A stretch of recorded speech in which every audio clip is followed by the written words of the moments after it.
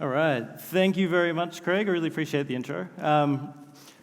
My name is Jess, and I will get some slides up for you to look at instead of that lovely background. Alrighty. There we go. And then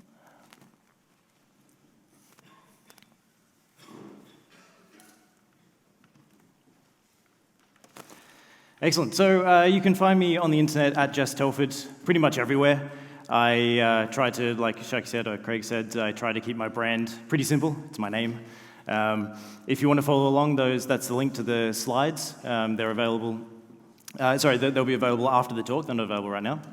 And so what I wanted to do was give you a little bit of an intro into myself before we talk a bit more about the topic that I'm sure you've read the title of. So I built my first website in 2005, I believe it was. It's going back a little while now.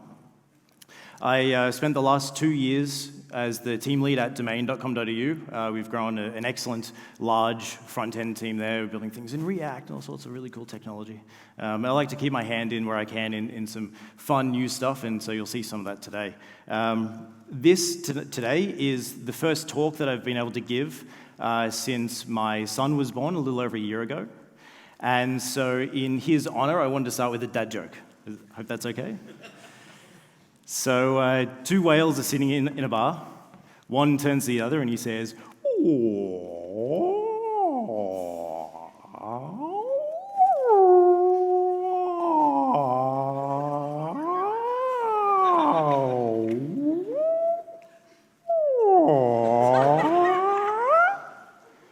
Second one turns to the first and says, "Go home, Sam, you're drunk." All right, cool. So we're all listened up a little bit now. So I'm going to be talking about building Pokemon Go in 100% JS. So I'll start out by saying I'm not affiliated with Niantic. Pokemon Go is their own registered trademark. But I wanted to use them as an excellent example of what you can build today with technology. And I wanted to talk a little bit about how we can build that in JavaScript. As well as my website experience, I've got experience building games. Back in 2009, I built an augmented reality game for the Nintendo DS with a local Sydney-based startup.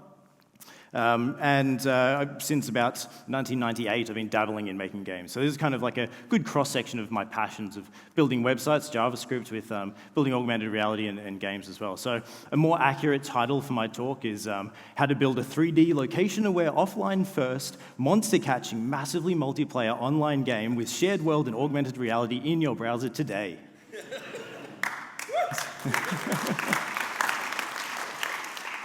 Catchy, right? So that's why I didn't go with that title on the program. So let's start with talking about 3D in the browser. So 3D in the browser, as you may or may not be aware, is possible with WebGL today. WebGL is based on the OpenGL standard that is common with games, and any game developer that's been building 3D games recently will know it and be able to transfer those skills to the web. Unfortunately, a lot of web developers don't know those 3D skills, so it's quite tricky to get broken in.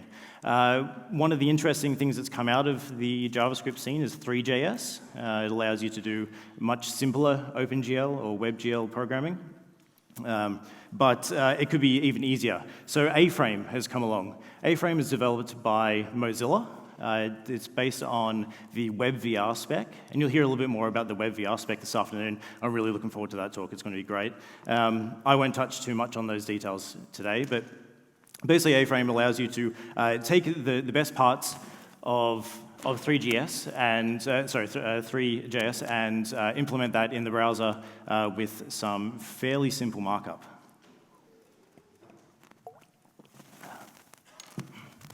So what we'll do is we'll jump into a demo. Now, hopefully this will work. Okay, cool. So what you see here is a very basic 3D scene. There's a background, and there's a blue box and a red sphere. This is all in A-Frame. Traditionally in OpenGL, there would have been lots of fun stuff with loading textures and worrying about positioning of the elements and all of that kind of stuff. But thankfully, with A-Frame, that all boils down to this. So we set up a scene, which has a box, an A-frame, they prefix everything to A. You give it a position, some dimensions, a color, Same with the sphere for the ball, and the sky for loading the texture. So it's actually fairly compact, that set of code. I won't say it's easy because it actually took me quite a while to get my head around how this actually works myself, but the documentations for A-Frame are quite good. That was a very basic example. It doesn't take control of, so this can also run in a browser, by the way, on a device, so on a mobile device. It doesn't take control of the tilt sensors or the gyroscope and accelerometer and those kinds of things that you have in modern devices. So what we can do is we can add one extra little line of code there, which is the A camera, and then we can enable look controls on that. So that allows us to take control of the, on our device, of the gyroscope and tilt sensor. So I'm going to try and load up a demo on my phone. Hopefully this works.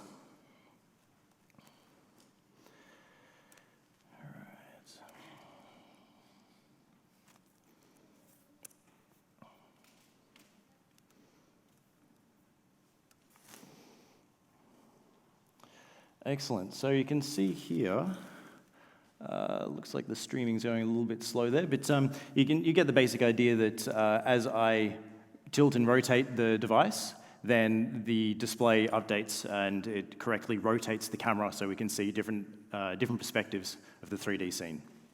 So that's a very basic demo of using the motion sensors that A-Frame gives us with that one line of code.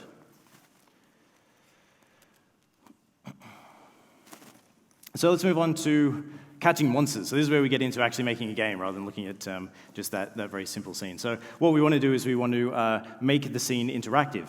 And so what we can do is with this demo, and hopefully this one will work a little bit better as I open this up. Once again, bear with me for 1 second.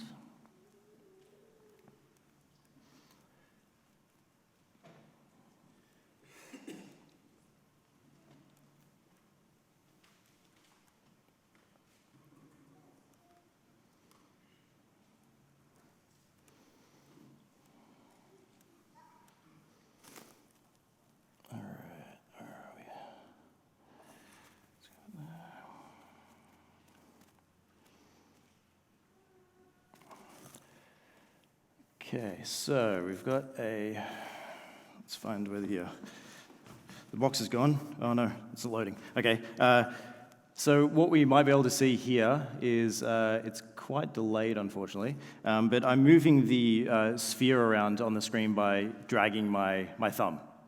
So you're able to see that you're able to interact with the 3D scene via the 2D screen. So I can throw the ball and it'll land on the ground and roll away.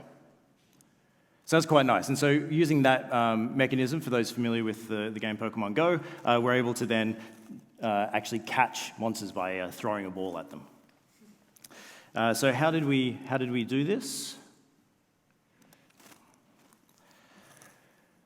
We set up physics in the scene. That very first line, the A scene physics, sets that up for us. We set a static body. That's the ground would be the body there, the static body for collisions, so that when we throw the ball, it doesn't infinitely drop down into nothingness.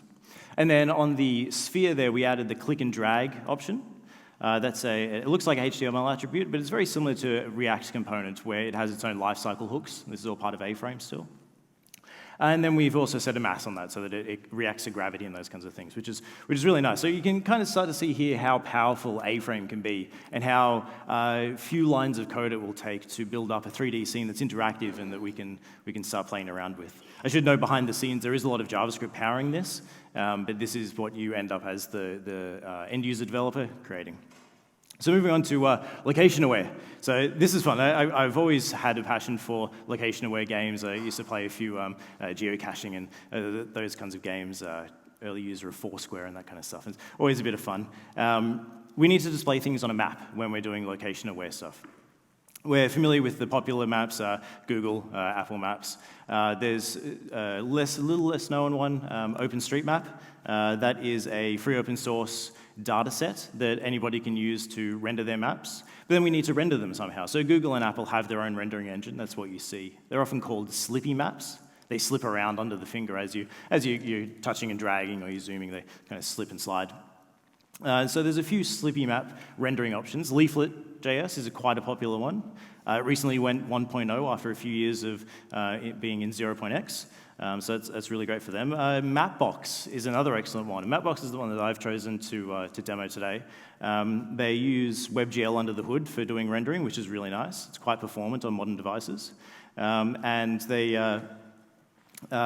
allow you to style the maps quite easily. So you can set up a JSON object and change the color and outlines of roads and parks and those kinds of things. So we'll load up another demo here.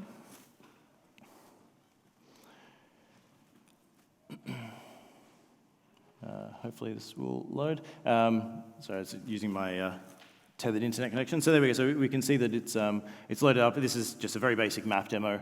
You can click and drag around. You can zoom and do all those kinds of things. So that's Mapbox.gl. The way we do that is by instantiating a new instance of mapbox.gl.map. That allows us to then display the map. And I've added a little bit extra code there which gets the geolocation of the user. So it uses the navigator.geolocation.watchPosition function. This is available in all modern browsers. This allows you to get the GPS location of the current device. There is interesting points here. So the enable high accuracy down the bottom, that's one of the options you're able to pass in.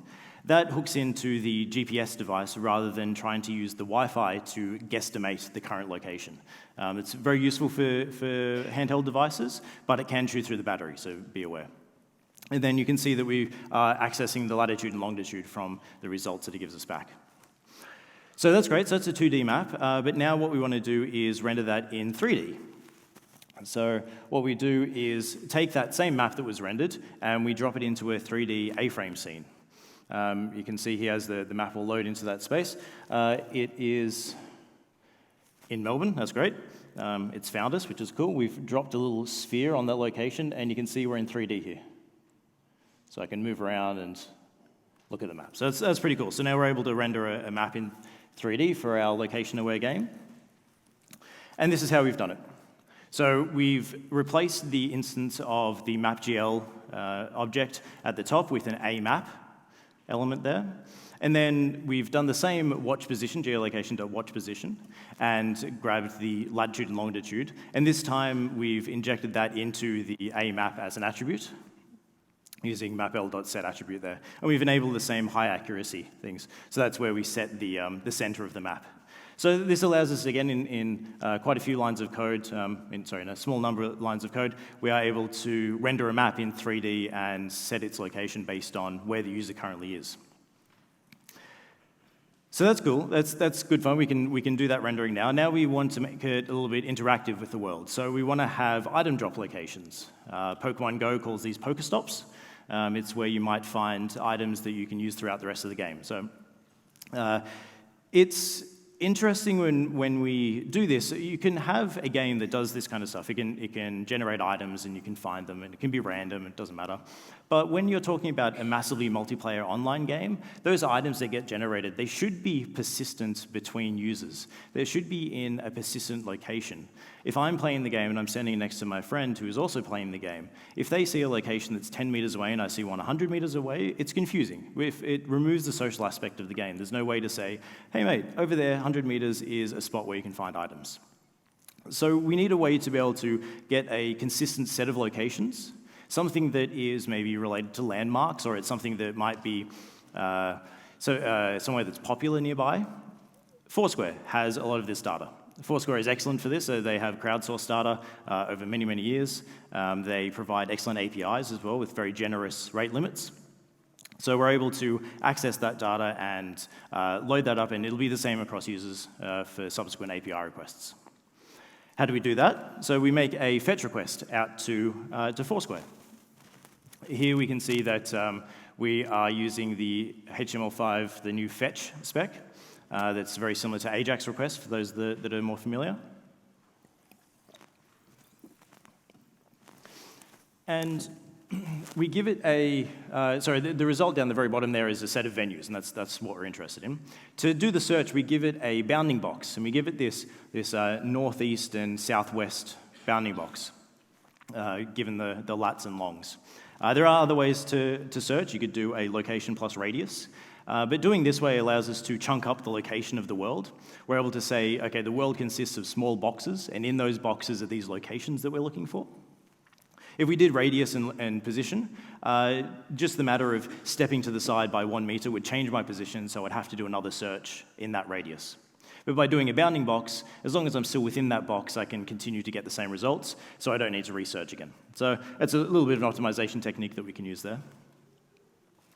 Then what do we do with those locations once we've got them? Well, we want to drop them on the map. So we do something like this demo. This is another 3D demo, and it will show a 3D space, 3D map. This is our location, and here are some of the locations that are returned from Foursquare. So we can see that we've got maybe 15 or so there. It's possible right in the CBD to get a couple of hundred from Foursquare. There's a lot of venues nearby. So you might have seen on the previous slide that we had a limit of 50 items, just so that we don't overload the user.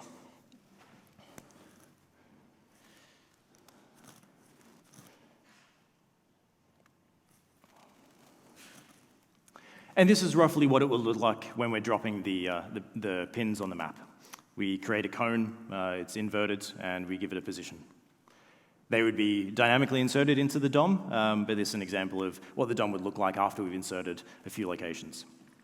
And this isn't limited to just venues as well. So we don't have to just use Foursquare for venues. We could use any kind of location information. For example, if we're hunting monsters and we want to know where the current monsters are and we want that to be shared, that could be behind an API as well. So speaking of shared, this is where the massively multiplayer online part comes in, where you want that shared world. What we want is some way to be able to consistently retrieve that data for our users. And so the best way to do that is to set up our own server, and we can do that in JavaScript as well. So we set that up with Node, and this is a very simple Express app. This is the Hello World from their help pages. I won't go into details on how Express works, but essentially this accepts HTTP requests and returns a response, in this case hello world, but we could just as easily return location data for monsters or for venues and those kinds of things. What we need to do though is store that data. We need to store the location information, the venues or the monsters, in some way that's easily searchable for us. We need some way to be able to do geospatial searching. And a great tool that's also powerable by JavaScript is MongoDB, and that supports geospatial searching. So with the geospatial searching, you're able to do these kinds of queries that, in this case, we say a point has a location, it's a Latin long, and then we want to search within a max distance of, that's 5,000 meters from that point. So here we would get back all of the locations that we have previously stored. So we would still have to do a request out to Foursquare to get the initial data, seed that into the database, and then make such a request on every user request. We can do this for the monsters and stuff as well. This is all great. This is actually, before I move on, this is a point and a distance. MongoDB also supports the ability to search by bounding box. So we mentioned before the northeast and the southwest kind of boxes. We could also search by random polygons. So as long as you have the outline of, say, a suburb or a country, then you're able to search for every item that fits exactly within that outline, whether it's very complicated or whether it's a circle. It's indifferent. So this is all well and good when we're playing online, when we are connected to the internet. When we have a good, stable 4G connection, we can pull down all of this data and render that into our game. But what about when we're offline? That's when we need to start thinking about what's known as progressive web apps. Progressive web apps also cover a bunch of other areas. So talking about the speed of your page that loads, not just the offline, things like push notifications, being able to go full screen, a couple of other bits and pieces. But one of the largest parts is being able to load offline, progressively being able to load the page no matter what your internet connection looks like. Internet is really unreliable. We're after an app-like experience here. I really enjoy this site. This is by, where's my mouse? So this is a page, everyone has JavaScript, right? This is by Stuart Langridge, aka @Sil. When a request comes in, has the page loaded? Well, no, because do they have JavaScript? No, they don't, because the page hasn't loaded yet. Did the request for the JavaScript succeed? Maybe not. Maybe you went through a tunnel, or your connection randomly dropped out. Did the HTTP request actually complete? Did we get all the data back for the same reasons? It could just drop out halfway through the request. Does a corporate firewall block, or does your country's firewall block JavaScript? It's entirely possible, and it does happen often. So if all of these things happen, there's a bunch of other situations where it could go on. Is the CDN up? No, it's down. Can I use? Okay, the JavaScript doesn't support the JavaScript. The browser doesn't support the JavaScript you're trying to load. If all the above is true, then yes, JavaScript works. Probably. Maybe there was an error thrown in your JS, and it killed the rest of the execution. There's all sorts of weird things that can go on. So if you can protect against as much of this as possible by loading it once early on in a good known state, and then enabling that to load when they're offline, then all the better. How do we do that? We do that with service workers. So service workers are excellent. They are the next evolution of app cache, for those who are familiar with trying to do offline in the past. So app cache allows, service workers allow you to basically do a threaded JavaScript execution. For those that are familiar with C# threads or Java and those kinds of things, it is very similar. It's a set of JavaScript that executes in parallel to your main page, and it listens to events. It also triggers its own events, so those two bits of JavaScript executing can talk to each other. The JavaScript that gets loaded in a service worker, it installs itself on the first page load, and then it's available to be executed on the next page load. So if you think about that, when you first access a web page, it'll install a service worker, and then the next time you reload that web page, it'll execute the service worker. Because you've hit the page the first time, you don't actually need to execute it. You've already downloaded the page. It's already running. So this is approximately what a service worker usage would look like. At the top, we've got how we would register the service worker using navigator.serviceWorker. We're able to do a really quick check to see if it's supported by the browser. If it's not, then we just don't use the service worker. The page will still work, just won't work offline. Once we've registered the service worker, in this case I've called it sw.js, then sw.js gets executed. So this is where it installs. So the install phase here happens on the very first time that the service worker is downloaded. And then on subsequent times, it can execute the fetch. So fetch there, it actually hooks into all of our AJAX requests that the main JavaScript thread runs. And we're able to do things like caching or serving from cache and those kinds of things. This enables, there's a bunch of other events that this does as well. And it enables some really complex patterns. These complex patterns can be helped a lot by these tools by the Google team. So the first one, Service Worker Pre-Cache, allows you to, in your build time, determine which static assets might be available for the user, and then it will pre-cache those for the service worker. And the second one, the Service Worker Toolbox, allows you to do dynamic assets caching. So, for example, a API request. You might want to do that dynamically. You don't want to cache that at build time, so that's what that'll be used for. There are two prerequisites for using service workers. HTTPS. There's no technical reason not to use HTTPS anymore with things like Let's Encrypt. SSL certs are quite easy to obtain and use. And the other one is a manifest.json. Think of that like a package.json, but for your website. It has a name, it has a description, has an entry point, and a couple of other bits and pieces that are required for the browser to believe that, yes, this is an offline app. So let's get into augmented reality. Now, this is the fun part. So, virtual reality is really cool. We saw a little demo of that before where we were in a 3D scene and I was moving the device around and it tracked my motion. Pop that into a head-mounted display and you're fully immersed in this virtual world that we've created. What I really like, though, is augmented reality. Augmented reality says the environment around you is real enough. We don't need to create a new one, but maybe we want to add to it. Maybe we want to enhance it a little bit. Really good examples are heads-up displays. So if you played a first-person shooter game, the health bar and ammo and those kinds of things, that's augmenting the reality around you. Other ones might be, say, using maps and it's navigating and you have a head-mounted display on. You can look around in the real world, but it'll also drop, say, a pin for your destination, so you know you need to head in that direction. So they're really good things. We can do all that in JavaScript. I'm going to break it down into 3 parts, though. We'll go through them one by one. So to access the camera, we need to be able to do that to actually show the reality around us.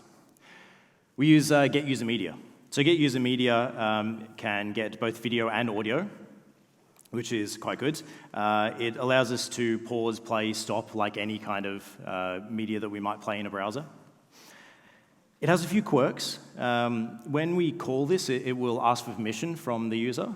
The user then has to say OK or decline. If initially what you want to do is, say, display the rear-facing camera from a device when there's multiple cameras to select from, you might want to enumerate those devices first, and there is a command to do that. But if the user hasn't provided permission first, then the enumeration will return just an empty array, which is very confusing the first time you're coding this up. You're like, why aren't I getting this list of devices? You first need to ask for permission by executing get user media, then enumerate the devices, and then call get user media a second time with the device ID that you were actually after. There's a couple of gotchas there, but when it works really nicely. It's quite a simple API. So here's a demo of rendering video in 3D. Now hopefully this one will work, and it'll be a shot of my face if it loads, using the camera on my laptop. Yep, there we go. Cool, so we can see that there are 2 3D objects in the scene and myself being shown on the video, and this is, in fact, a 3D space again, very similar to the one we saw before. So to do that, we use a very similar scene as before. This time we've added a camera, and a video billboard. So the video billboard basically calls get user media under the hood. And interestingly, what we need to do is, when you saw there, the video stayed static off to the side. But what we want to do is we want to say, OK, if that red area is the camera, and we're looking at something in the scene, which is the cylinder, then we want to be able to lock the video display to be where the camera can see. This is called the frustum, and we want to be able to lock it to that frustum. So what we can do is we can add this extra setting, this extra attribute there, frustum lock. And that will make sure that that video, it sticks to where you're looking in 3D. So what I'll try to do here is load another demo up onto my phone. Bear with me for one moment.